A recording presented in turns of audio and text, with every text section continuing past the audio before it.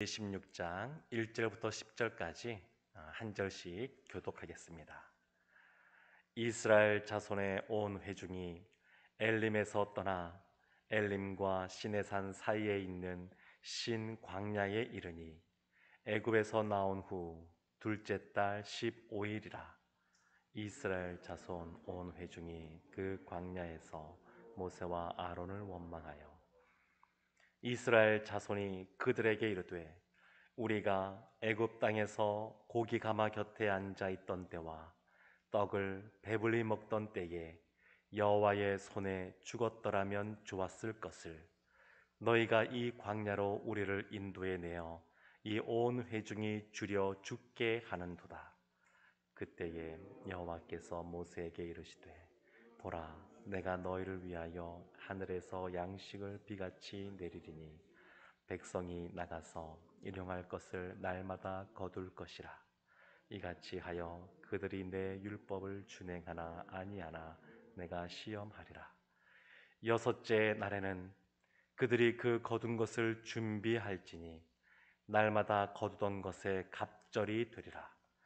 모세와 아론이 온 이스라엘 자손에게 이르되 저녁이 되면 너희가 여호와께서 너희를 애굽 땅에서 인도하여 내셨음을 알 것이요 아침에는 너희가 여호와의 영광을 보리니 이는 여호와께서 너희가 자기를 향하여 원망함을 들으셨음이라.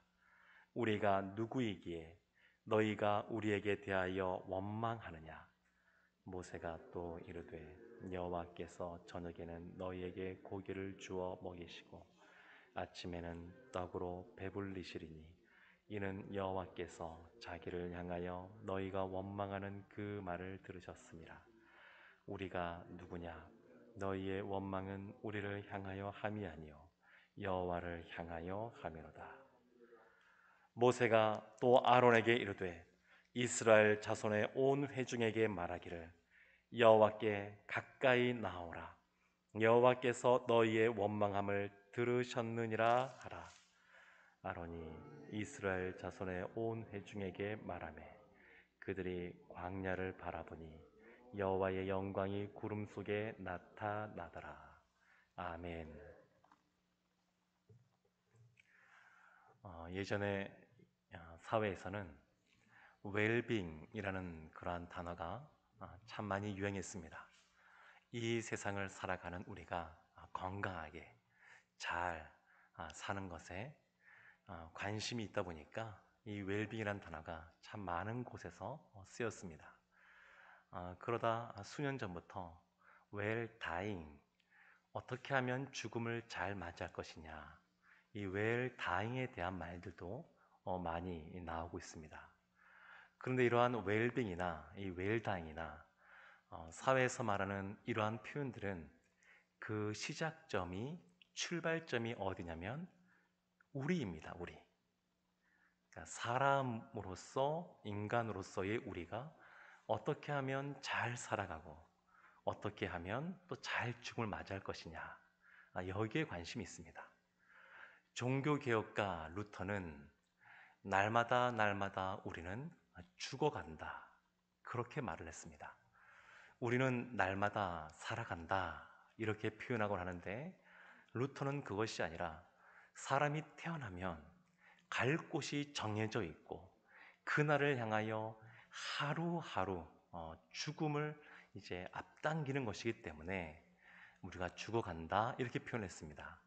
루터의 이 표현은 누구로부터 출발하는 시각이냐면 하나님으로부터 출발하는 그런 시각입니다.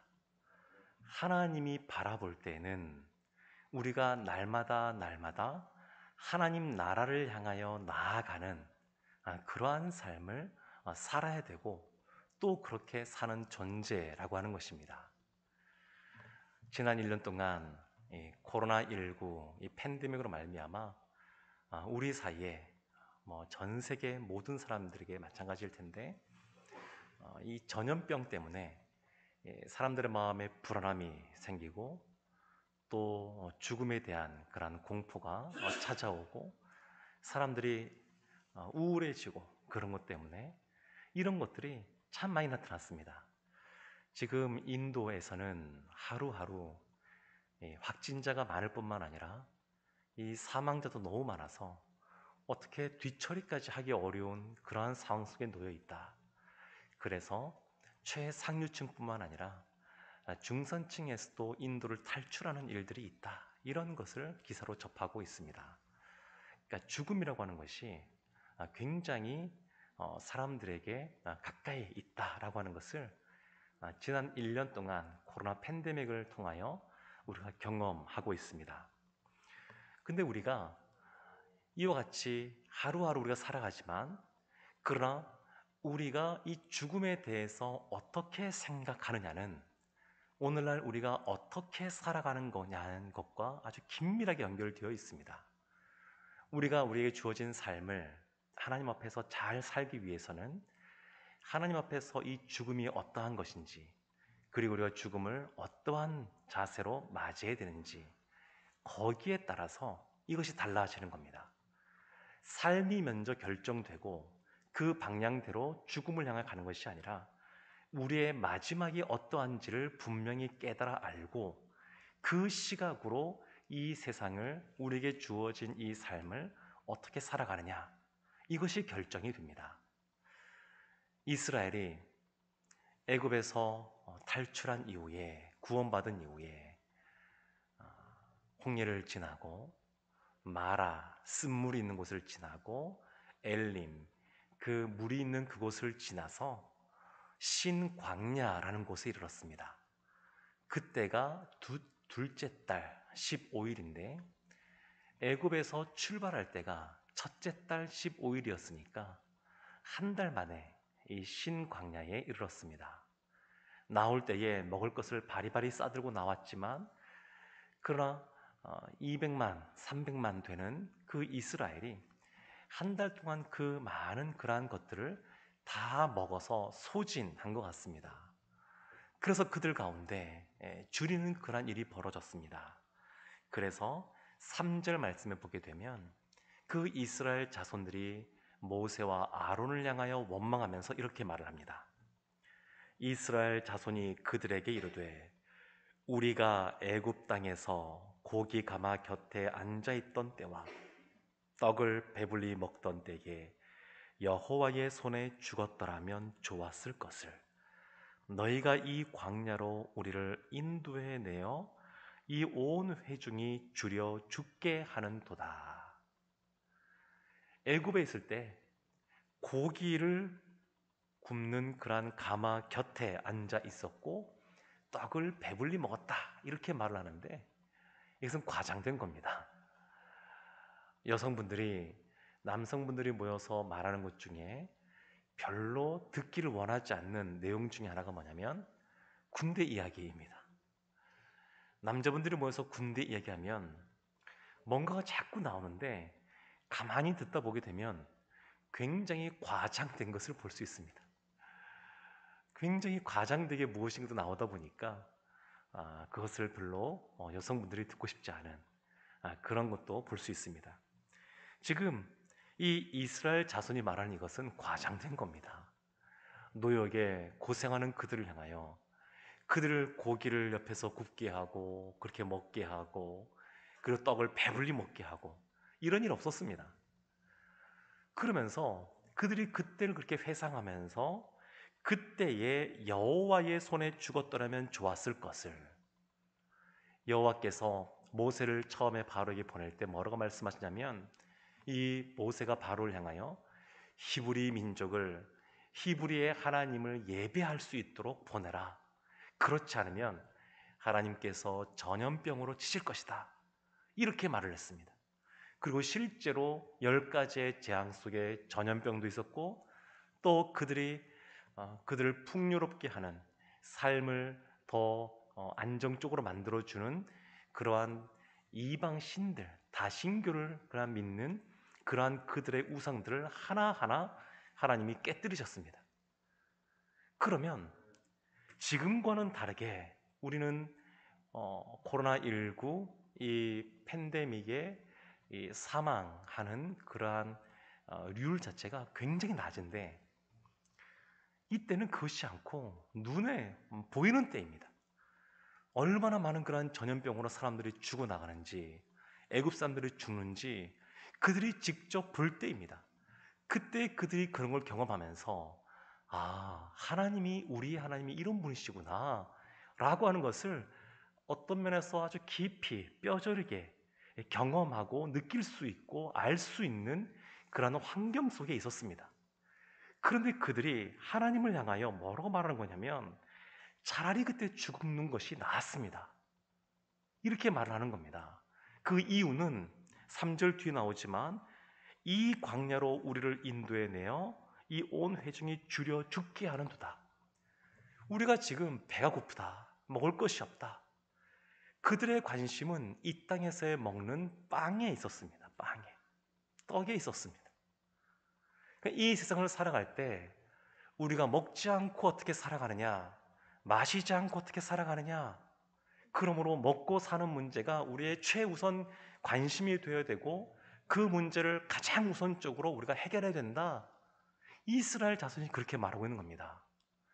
그런데 이런 표현은 우리가 생각해 보면 우리의 지난 삶 동안에 이 세상에서 늘 그렇게 말하고 있는 것이고 어쩌면 우리도 그와 같은 것에 우선순위를 두고 우리의 삶을 달려왔는지도 모르겠습니다.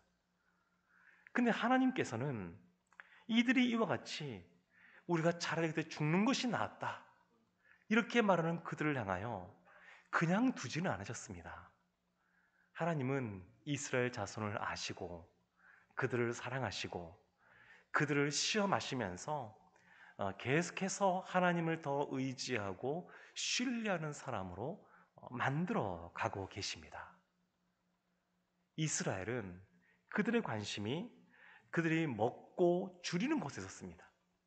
근데 바로 이 앞에도 보게 되면 마라, 쓴물이 나오는 그곳에서 하나님께서 그 쓴물을 단물로 바꿔주신 지가 얼마 되지 않았습니다. 엘림에서 하나님이 예비한 그러한 처소에서 먹고 마시고 쉼을 누릴 수 있는 그러한 은혜를 받아 누린 지가 얼마 되지 않았습니다. 그럼에도 그들이 이 눈에 보이는 것에 온통 마음이 빼앗겨 버리니까 하나님을 향하여 원망하는 것을 볼 수가 있습니다. 최근 기사를 보니까 지난 1년 동안 가상화폐 그 가치가 상승한 평균 상승률이 1700%라 그럽니다. 17배. 그러니까 사람들이 그런 것에 온 마음을 빼앗겨 버리는 겁니다. 17배라는 것 때문에 여러 가지 갖고 있는 자산이 아니라 여러 가지 끌어올 수 있는 모든 것들을 끌어와서 거기에 투자하고 그렇지만 그것이 안정적이지 않고 늘 널뛰기를 하니까 가슴 졸이면서 있고 그러니까 늘 관심이 거기에 있는 겁니다. 사랑하는 성도 여러분, 이들이 모세와 아론을 향하여 원망하였습니다. 그런데 이러한 원망은 사실은 모세와 아론을 향한 것이 아닙니다. 출애굽기에 보게 되면 이 광야 세월 동안에 이스라엘 자손이 모세와 아론을 향하여 원망하기도 하고 때로는 모세만 향하여 원망하기도 하고 때로는 아론만 향하여 원망하기도 하지만 그 원망은 결국 하나님을 향하는 것입니다. 7절 말씀 보게 되면 이렇게 나옵니다. 아침에는 너희가 여호와의 영광을 보리니 이는 여호와께서 너희가 자기를 향하여 원망함을 들으셨음이라. 우리가 누구이기에 너희가 우리에게 대하여 원망하느냐? 우리가 누구이기에 모세와 아론이 우리는 그냥 하나님께서 세워서 그 역할을 감당하는 주어진 사명을 감당하는 대리인일 뿐이다. 왜 우리를 향하여 원망하느냐? 우리는 아무것도 아니다. 이렇게 말하고 있는 겁니다. 그러면서 18절에 이렇게 말합니다. 끝부분에 우리가 누구냐? 너희의 원망은 우리를 향하여 함이 아니요 여호와를 향하여 함이로다. 하나님을 향하여 원망하는 겁니다. 민수기 14장을 보게 되면 이 사건 이후에 모세가 12명의 정탐꾼을 가나안 땅으로 보냅니다. 그들이 가나안 땅을 정탐하고 난 이후에 돌아와서 10명의 정탐꾼이 우린 이제 망하게 되었다고, 우리는 그들에 비하면 메뚜기와 같다고 그렇게 보고를 합니다. 여호수아와 갈렙이 그렇지 않다, 오히려 그들은 우리의 밥이다 라고 얘기해도 이스라엘 자손이 아주 흥분하고 낙담하고, 그래서 모세와 아론을 돌을 들어 쳐서 죽이고자 합니다.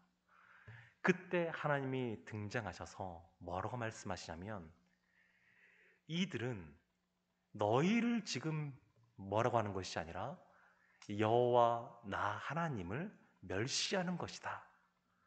그러면서 내가 이들을 다 진멸하고 모세 너를 통하여 새로운 민족을 이루겠다. 그래서 모세가 그때 하나님 그러시면 안 됩니다 라고 하면서 자신의 목숨을 내어놓고 중보하는 장면이 등장합니다. 그러니까 아론과 모세를 향하여 원망하는 것 같지만 사실은 하나님을 향하여 원망하는 겁니다. 하나님께서는 이런 먹는 문제와 관련하여 하나님을 원망하는 이스라엘 향하여 무엇을 말씀하시냐면 4절에 이렇게 말씀하십니다.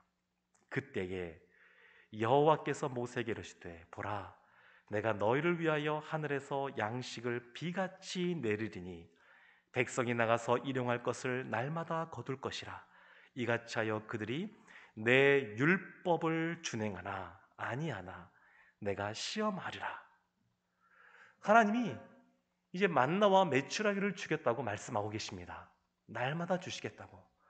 그런데 뭔가 맥락에 맞는 것 같지 않은데 갑자기 등장한 것이 뭐냐면 내 율법을 준행하나 아니하나, 하나님의 말씀을 준행하는지 내가 시험하겠다 이렇게 말씀하십니다.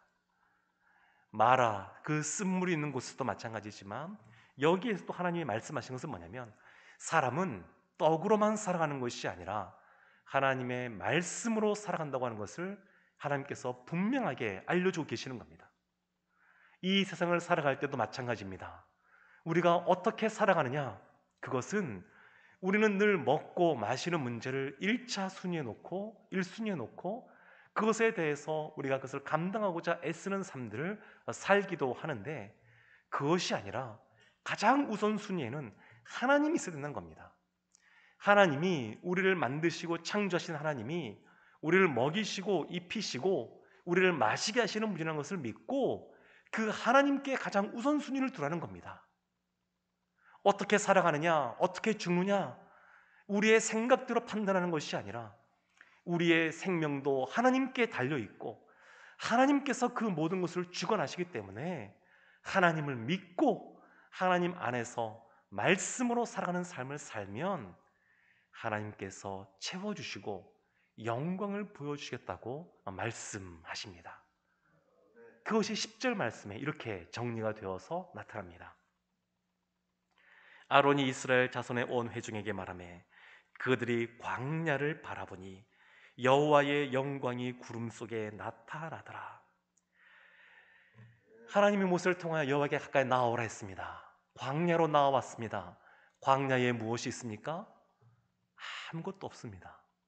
텅 비어 있습니다. 하나님이 이스라엘 자손을 부르면서 텅 비어 있는 그 광야를 보라고 말씀하시는 겁니다. 텅 비어 있지만 그곳에 영적인 눈을 열어서 들어보게 되면 무엇이 보이냐면 하나님의 영광이 보입니다. 이것이 신앙생활입니다. 이것이 믿음입니다. 하나님은 우리로 하여금 텅 비어있는 광야를 바라보게 하시고, 그렇지만 그것을 그대로 두는 것이 아니라 사람 눈에는 보이지 않지만 영의 눈으로 보면 가득 찬 하나님의 영광을 우리로 하여금 보게 하시고, 그리고 텅 비어있는 우리의 인생 가운데 하나님이 진정으로 채워주시는 은혜를 주시는 줄로 믿습니다. 늘 하나님 중심으로 생각하고 하나님으로부터 나를 바라보고 우리의 삶을 이해한다 그러면 하나님이 우리 가운데 이스라엘에게 베푸신 그러한 은혜 우리에게 주실 줄로 믿습니다. 이와 같은 은혜를 누리는 삶을 살아가시기를 주님의 이름으로 축원합니다. 아멘. 기도하겠습니다. 하나님, 우리의 인생이 하나님으로부터 왔고 하나님께로 돌아가는 줄로 믿습니다. 우리의 생명이 하나님의 손에 달려있는 줄로 믿습니다.